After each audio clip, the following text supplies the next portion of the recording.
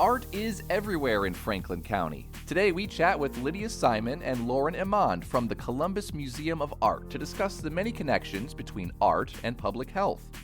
We learn about the history of the museum and what they're doing there to improve public health and accessibility. We also talk about the art we create in our own lives.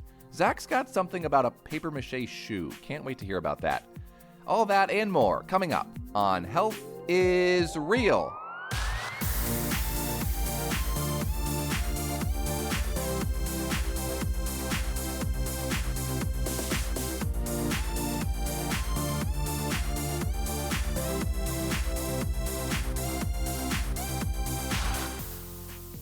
Come on in, stay a while. Andrew Stinson is here alongside Zach Watson. The name of the podcast is Health is Real from Franklin County Public Health. Coming to you today, not from Memorial Hall, not from the friendly confines of Memorial Hall where we usually do these podcasts. We're coming to you from the Columbus Museum of Art. Zach, how are you doing on this fine day? A change of scenery. I'm doing so fantastic, and we have some great guests on today. I'm stoked. I'm very stoked. Absolutely. Let's introduce them. We have Lydia Simon, Director of Marketing and Communications here at the Columbus Museum of Art, and Lauren Emond, Manager of Community Engagement. Welcome to both of you. Thank you. We're so happy to be here. Thanks for coming to the museum. Of course. Well, we love looking around here. I mean, there's so much to see. So tell us a little bit, if you can, just about like the history of the museum. Like, how did it start and grow into what it's become today? Yeah, absolutely. So CMA was founded in 1878 as the Columbus Gallery of Fine Arts, and we're actually the first museum to receive its charter in the state of Ohio, which a lot of people don't know. So at first, the museum was housed in what was called the Francis C. Sessions House, and then it was demolished to build the current museum that is on the current site. So in 2007, we initiated some big expansions and renovations that really got us to where we are today. If you've been to the museum, you've seen the Margaret M. Walter Wing, which is the atrium space right when you walk into the museum. So that was completed in 2015 and added 50,000 additional square feet to the museum and really positioned us for the 21st century. And then in 2019, we merged with the Pizzuti Collection, which is a building in the Short North Arts District across from Goodale. And so when we merged, we established the Columbus Museum of Art at the Pizzuti, so creating a second location, satellite location for the museum. So that gift included the building itself along with 40 works of art from the Pizzuti Collection. And it continues to be a hub for experimental and contemporary art. And, you know, obviously we've been around for a while, but our mission has been and continues to be to provide great experiences with great art for everyone. And we do that in a myriad of ways. The first is through our permanent collection. So our permanent collection has grown to over 14,000 collection objects. And every museum's collection has strengths and is known for different things. And so we are known for our late 19th and early 20th century American and European works of art. We actually house one of the largest collections dedicated to social justice issues in the country. We also have a cutting edge collection of contemporary art that is really seeking to connect audiences with the art of our time and conversations with what's going on in today's world. And we're also home to some of the largest collections of work with artists who have connections to Columbus, like Amina Robinson, George Bellows, and Elijah Pierce. And then we also have special exhibitions. So these are exhibitions that are temporary and they rotate each year. So we typically present 4 a year at the museum. And our focus right now is really using our permanent collection as a foundation for the development of these special exhibitions. So in March, we've got 2 exhibitions opening. The first, Wild Earth, J.B. Blunk and Toshiko Takaezu, which is an exhibition of 2 post-war artists who experimented with handcrafted media, so jewelry, ceramics, wood carvings. And this exhibition includes 20 ceramic pieces that were gifted to the museum by Toshiko Takaezu in 2007. And this is the first time that they will be shown in its entirety. And opening at the same time is Louise Nevelson Dawn to Dusk, which was originally organized by the Farnsworth Art Museum. It's traveling to CMA, but and Louise Nevelson, for those that aren't familiar, was one of the most important figures in 20th century sculpture. And so while this exhibition is traveling to the museum, we're augmenting it with pieces from our collection and also underscoring the deep relationship that she had with Columbus. She exhibited at a former gallery called Pace Columbus in the 60s and 80s. So that's just an example of how we use our collection to kind of mine our permanent collection to inform our special exhibitions. Beyond art, like the museum is a place for connection. It's a place to connect with others, to use as a backdrop, to have conversations, to come to the museum with your family and friends. We have a lot of people that come to the museum on a first date. I mean, it's a great place to kind of like use our collection and our exhibitions as a starting point for a conversation. It's a place to connect with yourself, as we'll talk about with some of our programs focused on, health and resilience, to take a breath and just appreciate the beautiful space that we offer here at the museum. And also to connect with the world. There are folks that come here that really want to learn about specific artists or exhibitions or things that are happening. And so, yeah, it's a great space for connection. Absolutely, yeah. And, we're here at the Art Museum today, and some listeners may be interested in why we're talking to you on a public health podcast at the Art Museum. Where do you guys see the connection between art and public health? I'll take this one. The work that I do with community engagement, I'm really passionate about the connection between creativity and well-being as individuals, as our community, as how the museum can show up to care for our community. So Lydia spoke a little bit to this, but we know that museums can be these third spaces that you can come together to foster curiosity and imagination and connection.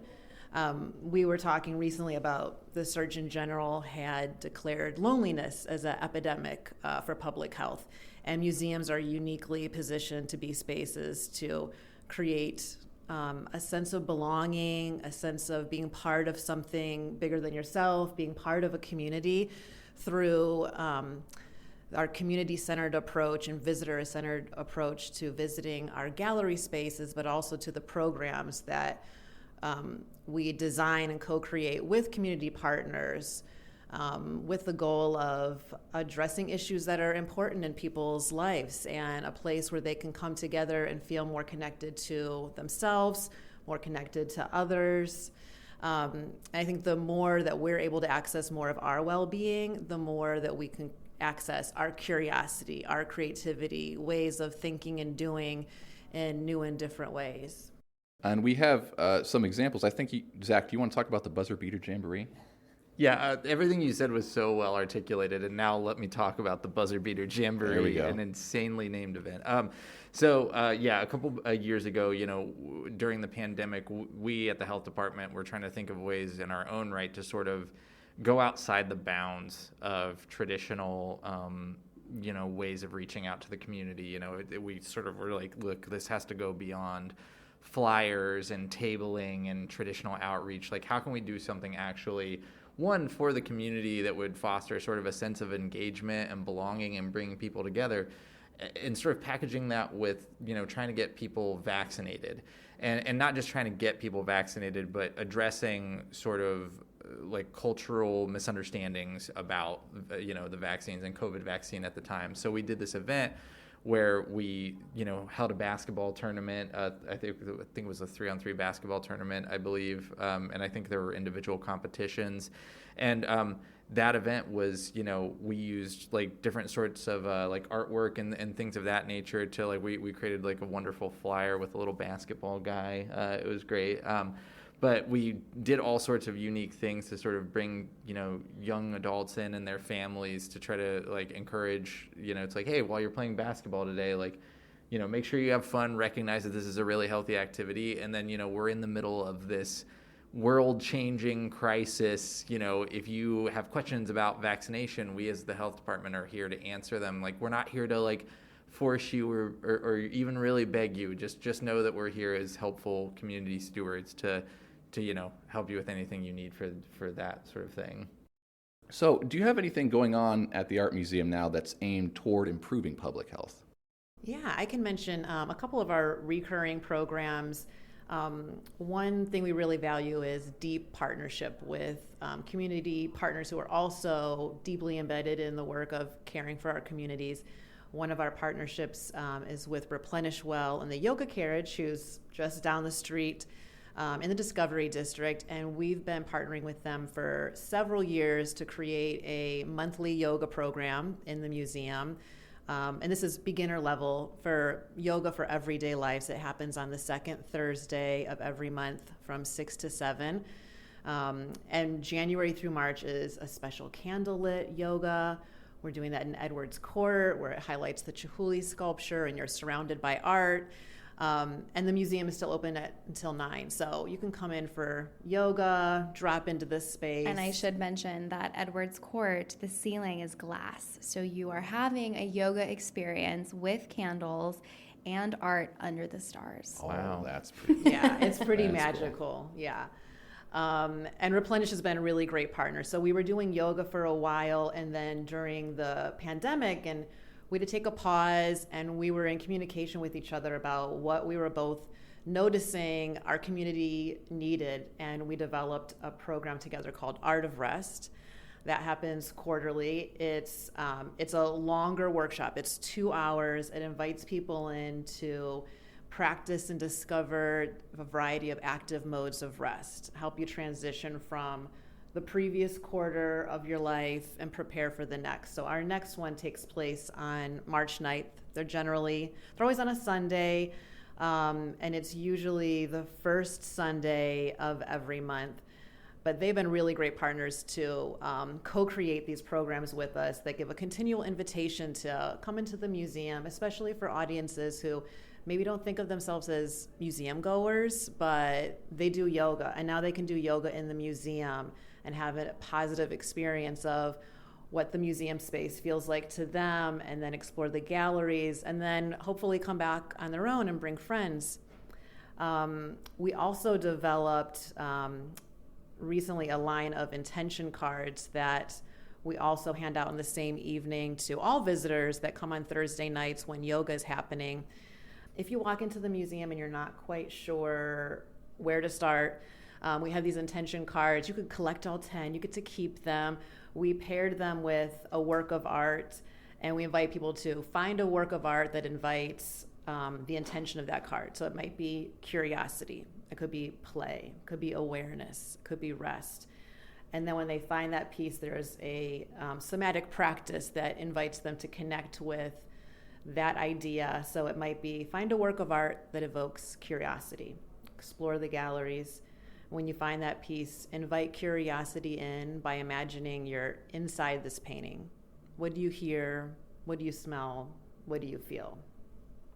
Those were recently designed with some of our colleagues. It was a really fun project to kick off, to find more ways to invite people to a mindfulness practice in the museum that's already informed by our inquiry-based guide to gallery tours. So when you come into the museum, whether it's with a docent-led tour or a school group, we're not going to tell you what the art means. We're going to invite you in to observe, describe what you see, interpret what that might mean, and you could have a group of 10 people looking at the same work of art, and based on their lived experience have totally different perceptions and connections to that work of art, and they will now have a deeper connection to that work because they connected it to their personal experience, rather than us just telling you, this is what it's called, This is the artist, this is what you should think about it. But it invites you in to have a relationship with that work. I love that subjectivity, right? Everyone has their own experience with the art. I like that. And I should mention that the intention cards are available during our CMA After Hours program. CMA After Hours have a different theme every week. So the second Thursday is our wellness theme. So that's when yoga happens. That's when the intention cards are available. Yes, and CMA After Hours is a really great access point for a lot of folks to come to the museum. We have discounted admission, so $5 admission starting at 5 o'clock, and the museum is open late. So folks can come in, view the galleries. We've got the store is open, the cafe is open. It's, again, like a great place to come with friends and also as a first date. And then we have different activations on each Thursday. So we have more information about that on our website, but it's another great way to engage with our collection and our exhibitions.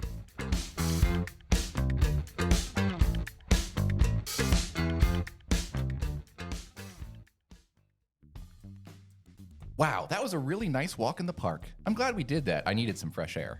Yeah, it was nice. And wow, look at all these new moles I have. Those are ticks, Zach. Aw, new friends. No, Zach, they can carry diseases. You need to remove those ASAP or else they'll bite you and you can get sick. You can't take my friends away. Pick your friends wisely, but collect every tick. Hey, Angela, you have a friend too. No!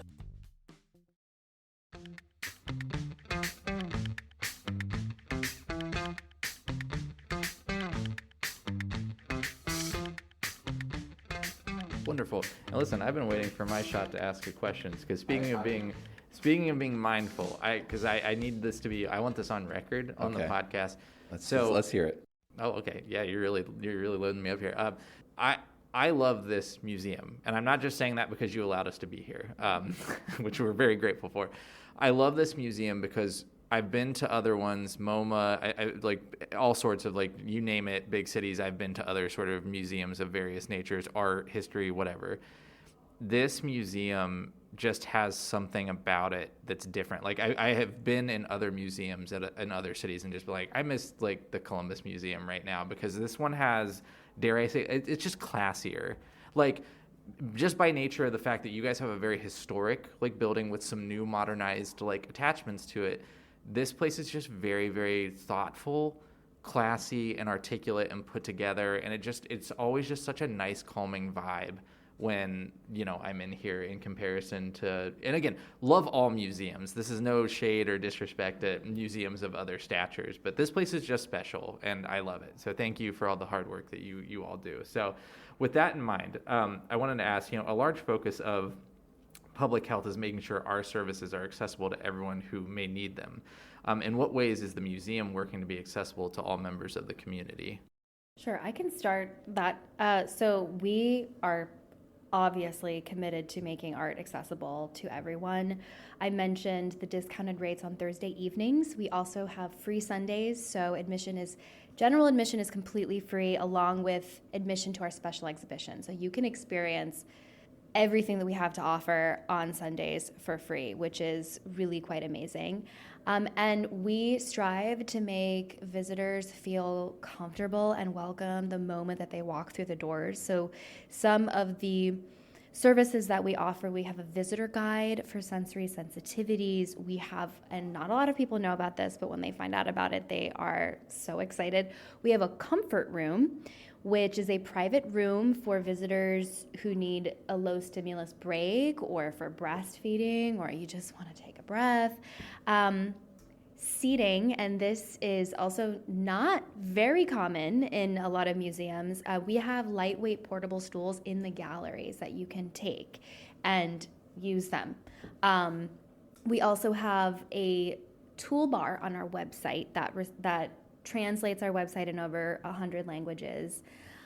We have audio descriptions of some of our works for people with blindness or low visibility, ASL services for select programming, and really, any questions that anyone has, you can go onto the website and see all of the services that we have, but also, like, we're open to answering any questions and accommodating what we can.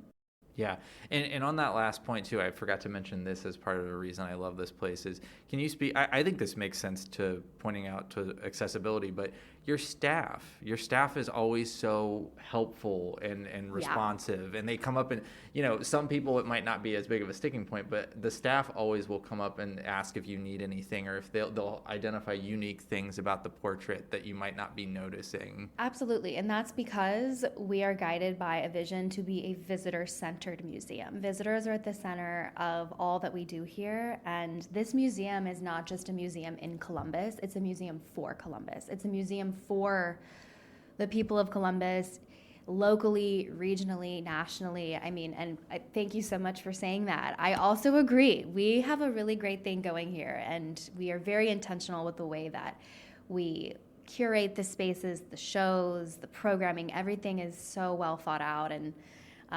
we work hard. We work hard to do that. Yeah, and I would add that we also, part of our creative practice in the museum that informs our work is the curiosity, the questioning. So we're doing a lot of evaluation and data collection and learning from our visitors and with our community if we are reaching our programming visitor goals and how we can continue to adapt those. We just started in this past year, every Saturday we have an open studio program that's included with admission, and we've added on a sensory hour from 10 a.m. to 11 a.m. We also have a host of accessibility resources available at the admissions desk that includes wheelchairs. I just learned electric wheelchair chargers as well. We have sensory kits that include noise canceling headphones. And then that's always helping us to inform our programming. We have a quarterly Community Days program that's funded by Art Bridges Access for All program. And we also want to be responsive with our program. So this past Community Day was on January 19th, I think. And we really wanted to focus on restorative and joyful ways to connect to the exhibitions, and also invite people to have other ways to connect to the exhibitions that didn't require them to know a lot about the art or feel like they needed to have an art history degree, but that could play and use dance and movement to connect with our Fragments of Epic Memory exhibition through a workshop led by Candace Flows. That was so much fun, and saw an intergenerational audience of grandparents and adults with babies and toddlers on the dance floor connecting to themes in the works of art. Love it. Love it. That's great. And, I wanted to ask a little bit more of a personal question. Obviously, you both work at an art museum, but I want to know, do you all create art in your own life? And if so, what does that look like? So I grew up in a very artistic family. My dad is a painter and a jazz violinist. My mother is an opera singer. I grew up in the arts, and from a very young age, it was just part of my life. And I always knew that I wanted to work in the creative field. I love being surrounded by creatives. It feeds me, and I feel so impassioned. As far as creating art, so I dabble in a few things. I practice the piano still. I love to roller skate. I feel like that's very creative. It's a very creative outlet. I didn't know this about you. I do roller skate, and actually I found out that I could roller skate in my basement. This is great news. Which is great, especially during the winter. Absolutely. I was going to say, during the cold weather. That's a creative outlet for me. And I also... So I studied Chinese for many years, and for me that is a very creative pursuit, because speaking Chinese is to me like singing, and I love singing, and also writing Chinese. So yeah, everything. Like I just feel like a creative. I am so fulfilled just immersing myself in creativity, whether I do it or I help connect the world. And it's good for your health. Yeah, and it is very good for your health. Mental health and everything too. Mental health and everything. Mm-hmm. So I also had a BFA from Ohio State. I was a photography major, and I did a little bit of that out of college, and then I became a teaching artist, and then my practice slowly spread into the programming and the gathering and the co-creating with other creatives that really ignites my passion for this work. And now personally, I would say my creativity is more in the kitchen and in the garden. That's the place where I love to experiment and create and figure things out and create food from what I can grow in my backyard. And then I love to just engage with our local arts community. I love our local music scene and gallery shows and supporting other friends. It's a source of inspiration and play. And really, creativity feeds creativity. I'm working here at the museum and always having to, learn about all of the new exhibitions that we're presenting, and we're just constantly learning about so many things, and I feel like that feeds into my personal life too, and it's all connected, and it's great. Yeah. All right, Zach. All right. How would you like to wrap us up? Surprise time. Surprise time. So I am always looked to create like sort of like a fun game or exercise at the end, given my improv skills. That's his creative outlet, is his improv skills. Well, I'm more of a writer. I'm not good at illustration or paint. Don't sell yourself short. So I'm okay at improving. I came up with a fun game and exercise for us here that's if you could make a piece of art in any of the forms that we've just stated or ones that we haven't stated, like how would you sort of make a work of art as in regards to public health? So for me, for example, like, again, I'd be horrible at this, but I would love to make a paper mache like Air Jordan because I love basketball. Basketball is like art and movement. It's like jazz in a way. Like I would do a paper mache Nike sneaker as my artwork. Do you have one as an example? I like yours because sports is almost like poetic in the way that soccer is called the beautiful game, right? It's so I totally get that. For me, I mean, I would probably do something with my family and my dogs. And that's health. And that's health. Yeah. I love being with my family. I have 2 kids. Just like you, I couldn't draw it if I had to. Like, it wouldn't look good. I bet you'd be a good sculptor. You could sculpt You think that. so? You could sculpt little figurines of your family. I think that'd be cool. I should look into that. Yeah. Okay. Yeah. What about you all? Lydia, what do you think? This is a really fun question. I think that I would customize, and that might not be me doing it, but customize a pair of roller skates. Oh, that's so cool. The ones that I have right now that I love are black and the inside is leopard print, but I think it'd be really cool to use my creative vision to customize my own pair. That's great. I love that answer. Yeah. I love everything about that answer. I chuckled a little bit because listeners, this is bad radio. You can't see it, but Lydia is wearing a sort of leopard printish style shirt. I'm like, all right, great, very on brand. I love this. All right, Lauren, what about you? Okay, so I love collaborating, and I also love like multimedia projects. So I think mine would incorporate sound and be in a public space. So maybe like some kind of sculpture that has lots of colors, but you're allowed to touch it and you can play on it, and each piece that you touch like plays a different note, and you could create a whole composition with anybody that's in the park that's also touching and playing on the Seems like sculpture you've with already you. thought about this. I love that. Coming This is a soon. fantastic. Coming soon. I said paper mache shoe. They had great answers. They're so much better than mine. Yours was really sweet because of your family. I said paper mache shoe. Paper mache. You know Michael what? Jordan. There is no wrong in creativity. Very true. That's Very right. true. All right. Lydia Simon and Lauren Emond. Lydia is the Director of Marketing and Communications, and Lauren is the Manager of Community Engagement here at the Columbus Museum of Art. Thank you both so much for taking the time to come on the podcast today. Thank you for having Thank us. you for having us. Yes. This was fun. This was Thanks for great. letting us talk about our favorite subjects.